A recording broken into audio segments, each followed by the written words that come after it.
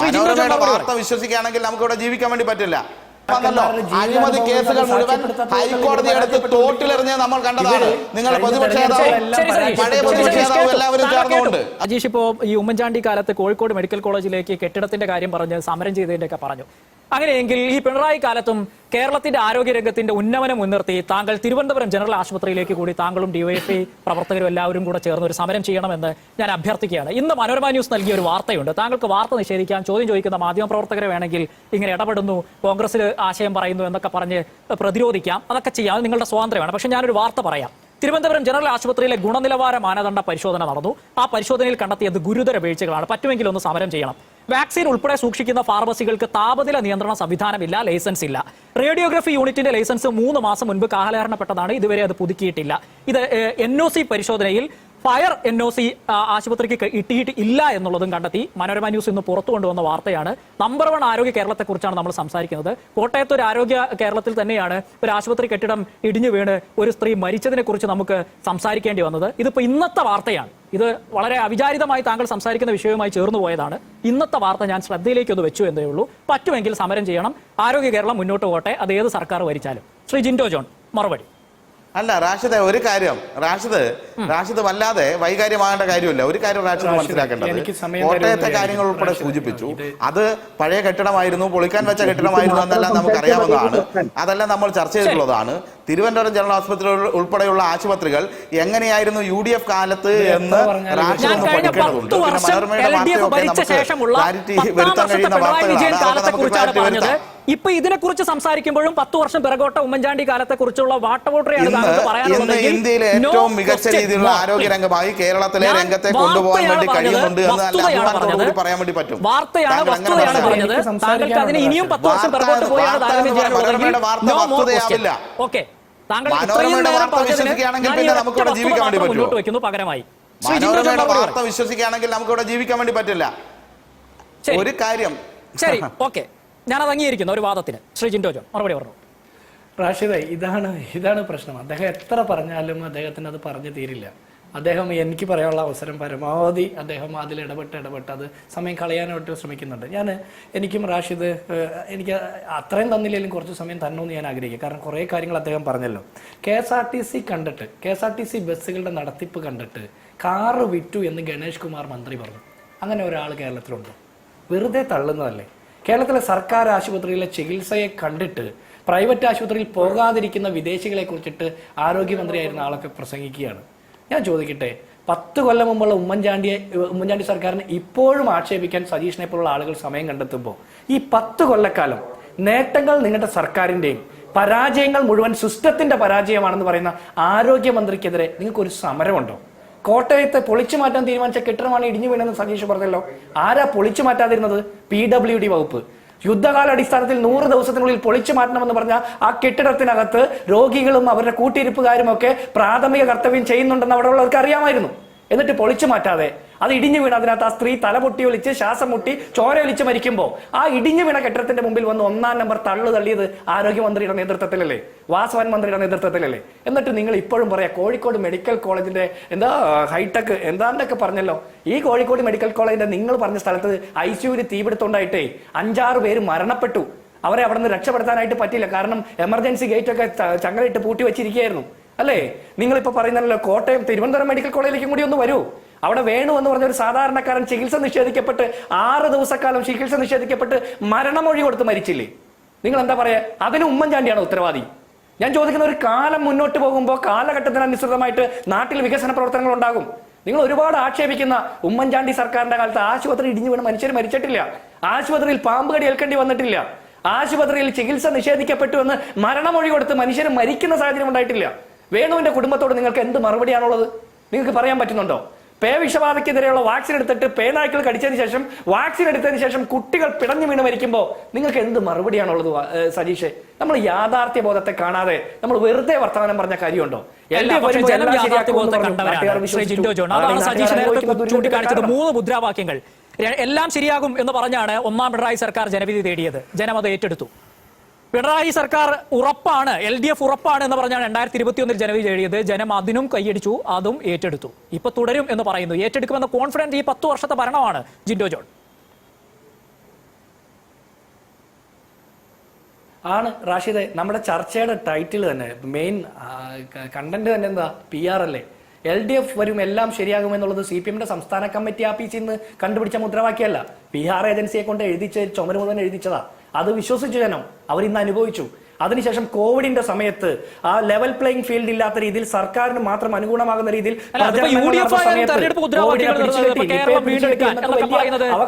ഇതുപോലെ തന്നെ PR സംവിധാനങ്ങളുടെ സഹായത്തോടു കൂടി കനകോലു എന്നാണ് നിങ്ങളുടെ PR ഏജൻസിയെ CPM വിളിക്കുന്നത് അല്ലേ ജിൻഡോ ജോൺ?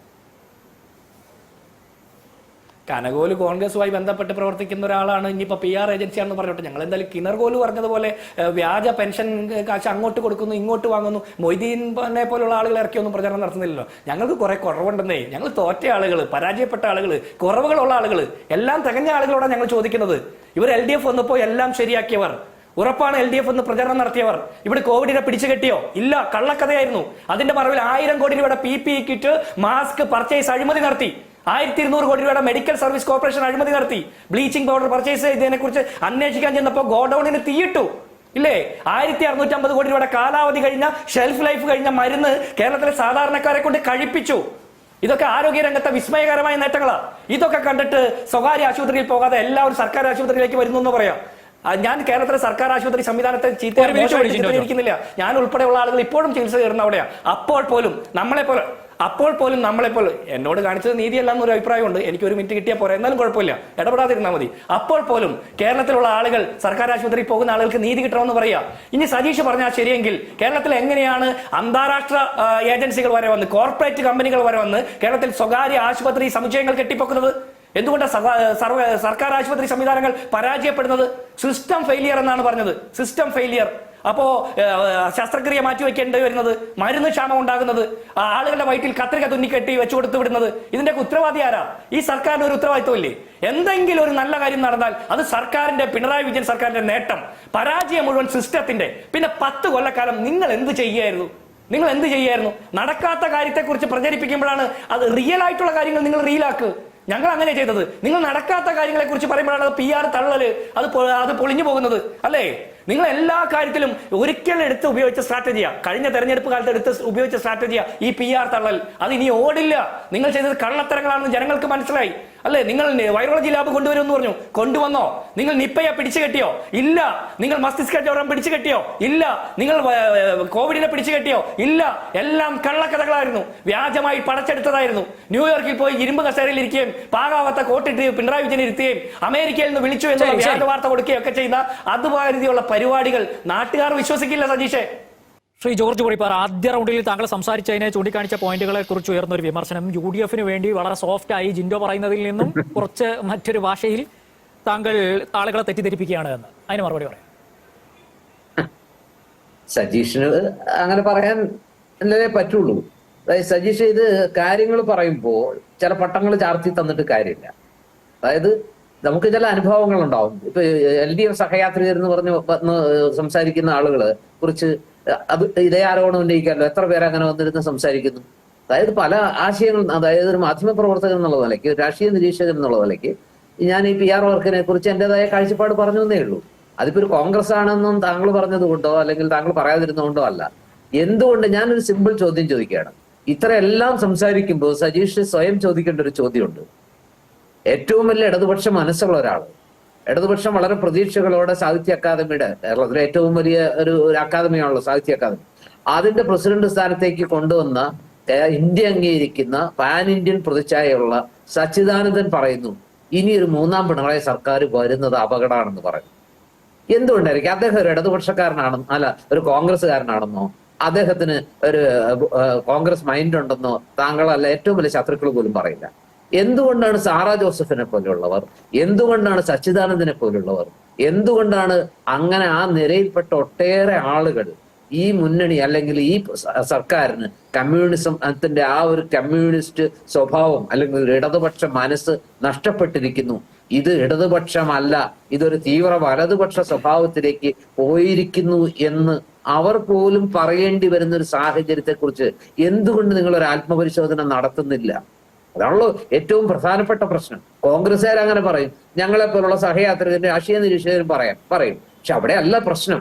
നിങ്ങൾ ഉത്തരം പറയേണ്ടത് നിങ്ങളോടൊപ്പം ചേർന്ന് നിന്ന് നിങ്ങൾക്ക് വേണ്ടി സംസാരിച്ചിട്ടുള്ള, നിങ്ങൾ വിശ്വസിക്കുന്ന പ്രത്യയശാസ്ത്രം ലോകത്തും ഇന്ത്യയിലും വിജയിക്കണമെന്ന് ആഗ്രഹിച്ച് അതിനുവേണ്ടി പേനയെടുത്ത് എത്രത്തോളം കവിതകൾ എഴുതിയ, എത്രത്തോളം വിപ്ലവ കവിതകൾ എഴുതിയ മനുഷ്യര്, അല്ലെങ്കിൽ അത്തരത്തിൽ നോവലുകൾ എഴുതിയ അത്തരത്തിലുള്ള ഒരു മനസ്സ് ജീവിതത്തിൽ ഇന്നോളം സൂക്ഷിച്ച എഴുത്തുകാർ പോലും മറിച്ച് ചിന്തിക്കുന്നുണ്ടെങ്കിൽ സംതിങ് റോങ് സംവെയർ സജീഷ്. അത് തിരിച്ചറിയാതെ പോകുന്നതാണ് നിങ്ങളുടെ പ്രശ്നം. അത് ആരെങ്കിലും ചൂണ്ടിക്കാണിച്ചാൽ അവന് പട്ടം ചാർത്തി കൊടുത്തിട്ട് കാര്യമില്ല. അവനെ ബൂർഷാക്കിങ്ങോ അവനെ എന്താ പറയാ കോൺഗ്രസ്സുകാരനൊന്നും ആക്ഷേപിക്കുന്നതിലല്ല, സ്വയം തിരിച്ചറിയണം. നിങ്ങൾ കുറെ നല്ല കാര്യങ്ങൾ ചെയ്യുന്നുണ്ട്, ഇല്ലെന്നല്ല. അത് ഉമ്മൻചാണ്ടിയുടെ ഭരണകാലത്ത് അവരും കുറെ നേട്ടങ്ങൾ ഭരിക്കുമ്പോൾ ചെയ്യുന്നുണ്ട്. പക്ഷെ അക്ഷന്തവ്യമായ ചില കാര്യങ്ങൾ, നിങ്ങളുടെ ആറ്റിറ്റ്യൂഡിൽ വന്നിട്ടുള്ള ഒരു മാറ്റം, ഇടതുപക്ഷ ആറ്റിറ്റ്യൂഡിന്റെ സ്ഥാനത്തേക്ക്, ഇടതുപക്ഷ മനസ്സിന്റെ സ്ഥാനത്തേക്ക്, കാഴ്ചപ്പാടുകളുടെ സ്ഥാനത്തേക്ക് നിങ്ങൾക്ക് ഒരിക്കലും ചേരാത്ത ചില മനസ്സും ചില കാഴ്ചപ്പാടുകളും നിങ്ങൾ പ്രതിഷ്ഠിച്ചാൽ അംഗീകരിക്കില്ല ജനം.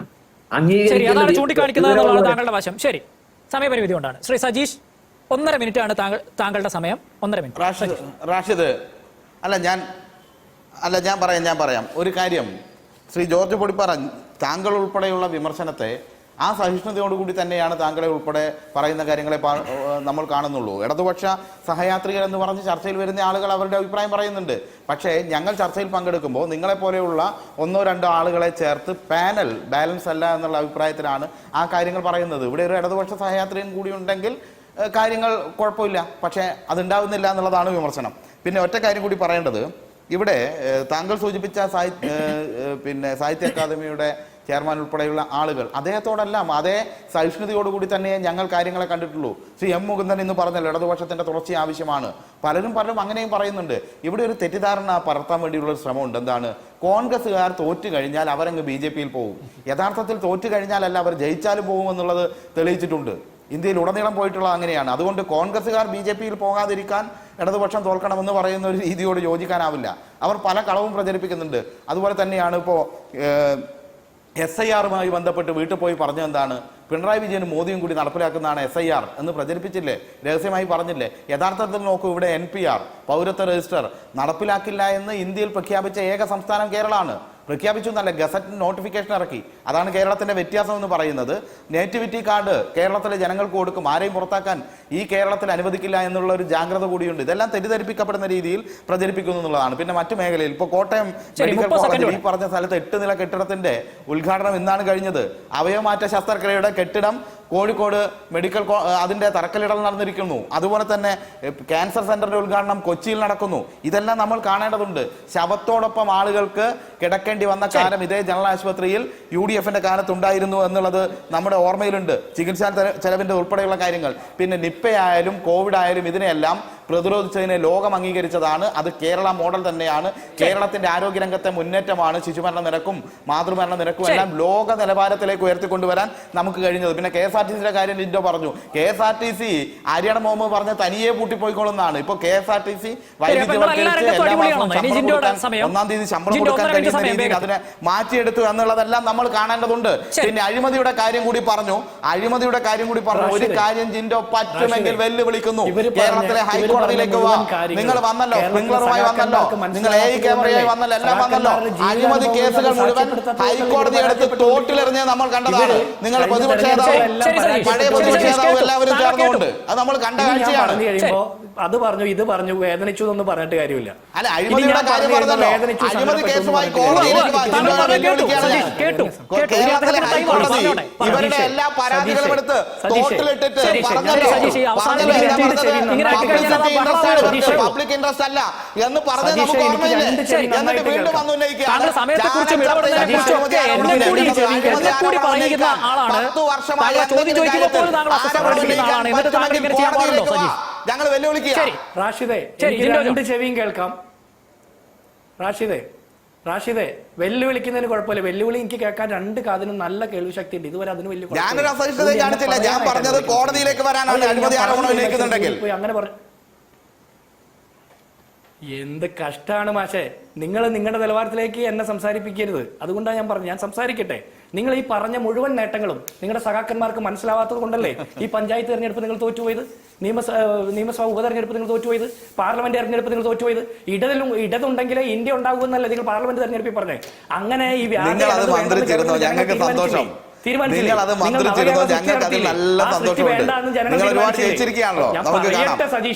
സജീഷെ ഞാൻ പറയട്ടെ, അലമ്പുണ്ടാക്കല്ലേ, ഞാൻ പറയട്ടെ സജീഷെ, പറയട്ടെ.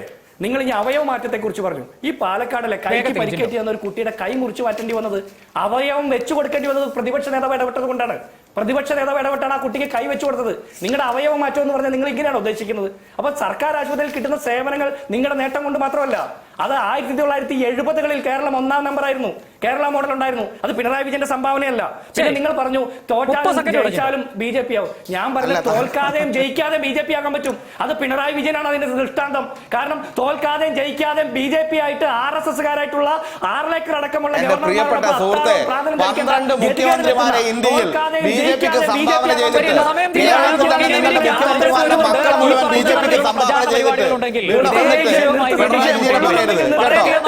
Shri Jinto John, Shri SK Sajeesh